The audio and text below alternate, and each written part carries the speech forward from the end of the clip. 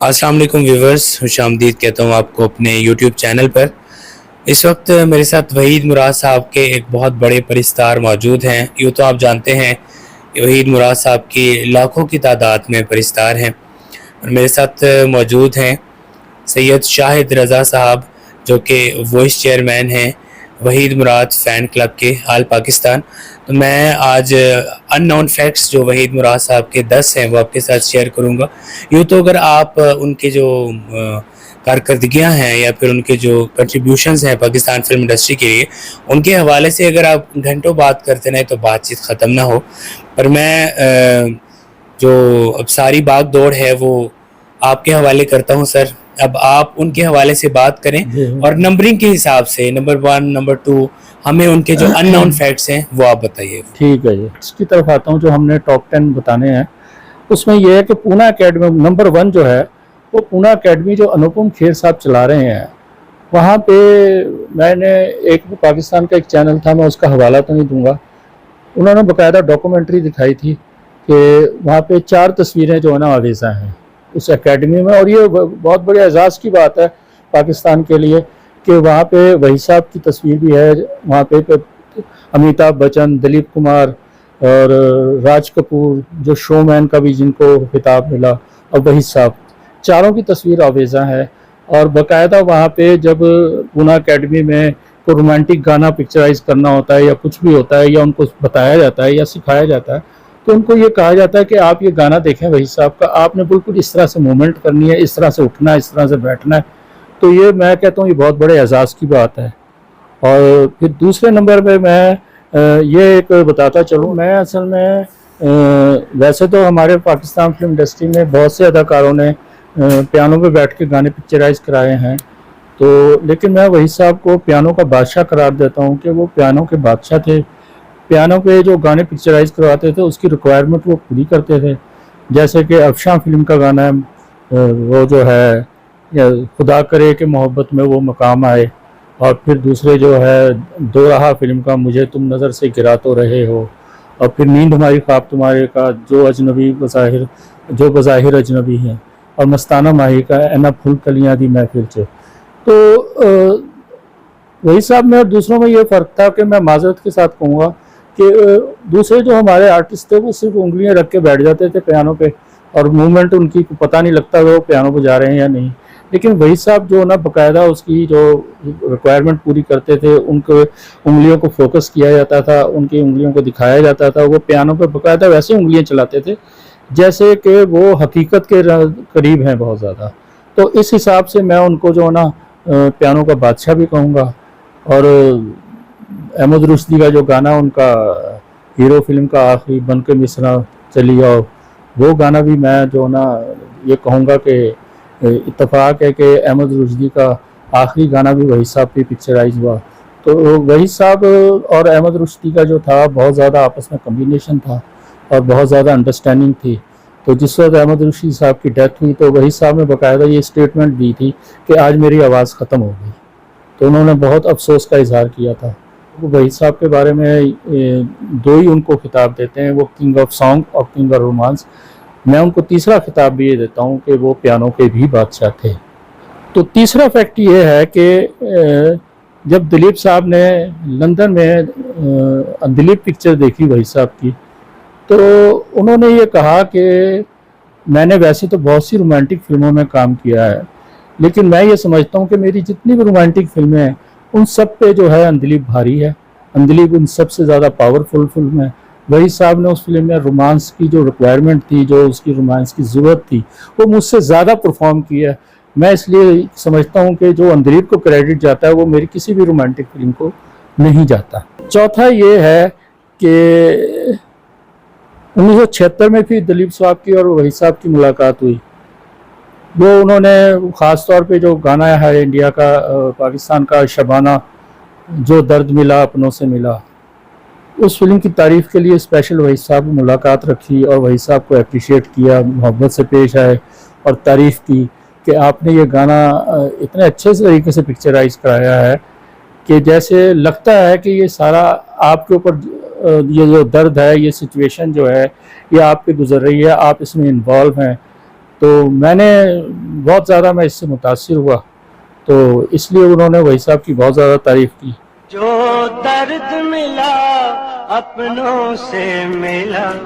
पांचवा मैं ये कहूँगा कि वो मैंने अभी ऊपर हवाला दे दिया है कि अब जैसे जतिंदर साहब हैं, वो वही साहब की डिटो कॉपी करते थे। वही साहब उन्होंने एक गाना पिक्चराइज कराया कारवां फिल्म का, कितना प्यारा वादा इन ममत वाली आंखों का। वो आप गाना देखें, उस गाने में लगेगा कि उन्होंने वही साहब की एक भोंडे अंदाज में कॉपी की, और जो पूरी तरह से वो पूरे भी नहीं उतरते, और मैं तो समझता हूँ उसमें वो नाकाम हो गए। तो उसमें तो ये होना चाहिए था कि वो अपनी परफॉर्मेंस देते तो ज़्यादा कामयाब होते, ज़्यादा अच्छा लगता। लेकिन जब उन्होंने वही साहब को कॉपी किया और सही तरह भी नहीं कॉपी कर सके, तो वो ना इधर के रहे ना इधर के रहे।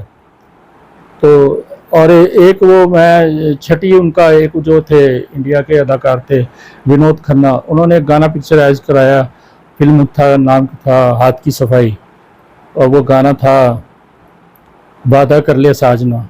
वो गाना आप देखें, उसमें आपको हेयर स्टाइल और अंदाज उठने बैठने का ये सब कुछ आपको उसमें वही साहब ही नज़र आएंगे, विनोद खन्ना कहीं नज़र नहीं आएंगे। मैं छठा वाला ये देना चाहता हूँ कि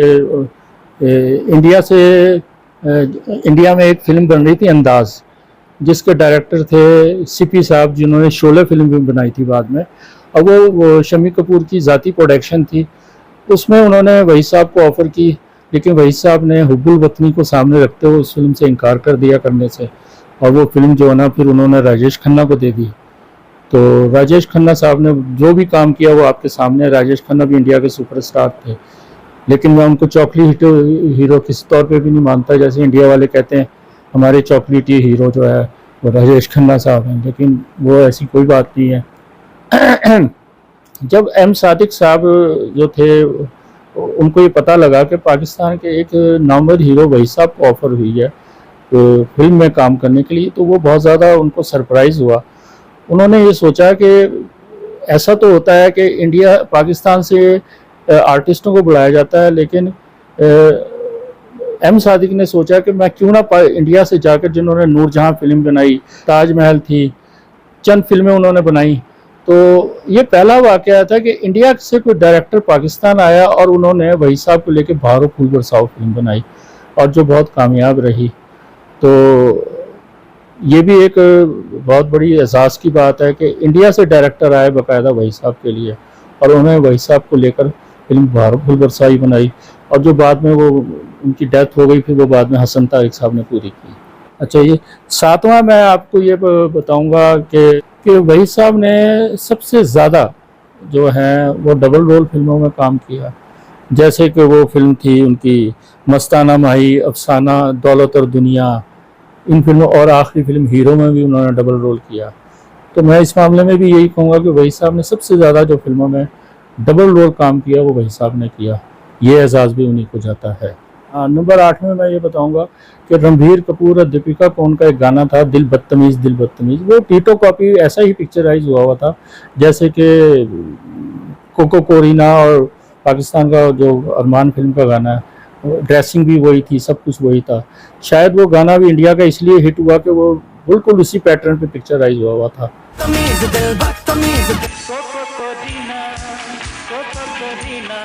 तो मैं ये कहता हूँ कि वहीद मुराद एक ट्रेंड सेट आर्टिस्ट थे, उनको लोग कॉपी करते थे और कामयाबी हासिल करते थे। मैं नंबर 9 आपको अब ये बताऊँगा कि वहीद साहब से पहले वैसे तो मोहम्मद अली साहब ने तिलस्माती फिल्मों में, बहुत सी एक्शन फिल्मों में काम किया, लेकिन मैं ये समझता हूँ मॉडर्न एक्शन का जो ट्रेंड है वो पाकिस्तान में वही साहब लेके आए।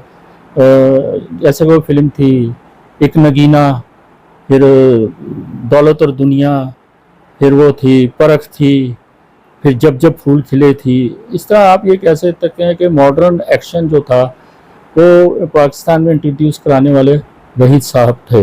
नंबर 10 पे मैं ये कहूँगा वहीद साहब ड्रेस ट्रेंड आर्टिस्ट थे। वो ड्रेस इंट्रोड्यूस कराते थे कि ड्रेस चेंज, जैसे उन्होंने शबाना फिल्म का गाना जो था वो उसमें एक गाना था वहीद साहब का, उसमें कुर्ता और पैंट का ट्रेंड दिया पहली दफ़ा, तो वो बहुत ज़्यादा ट्रेंड अप हुआ वही साहब का।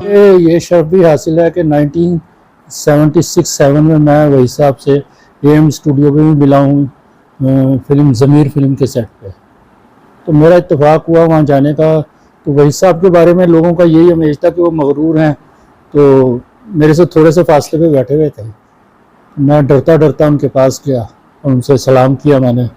वो बड़े प्यार मोहब्बत से उठ के मिले और हमें बिठाया, हमसे बातें की।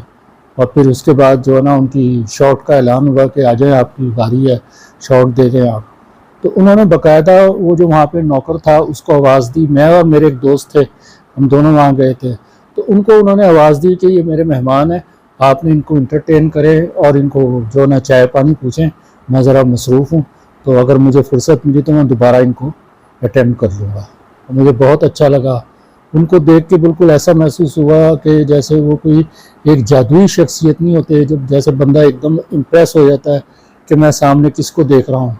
बहुत खूबसूरत, बहुत हैंडसम और बहुत ही जिसे कहते हैं चार्मिंग मैन थे। बहुत शुक्रिया। और अमजद खोकर साहब का भी बहुत शुक्रिया, उन्हीं के घर में हम लोग ये रिकॉर्डिंग कर रहे हैं और bundle of thanks to him. और मैं उम्मीद करता हूँ कि जो हमारे देखने वाले हैं उन्होंने इस चीज़ को एंजॉय किया होगा। जो आपने अननोन फैक्ट्स बताए, काफ़ी मेरे लिए भी चीज़ें नई थी, मुझे अच्छा लगा आपसे मुलाकात करके।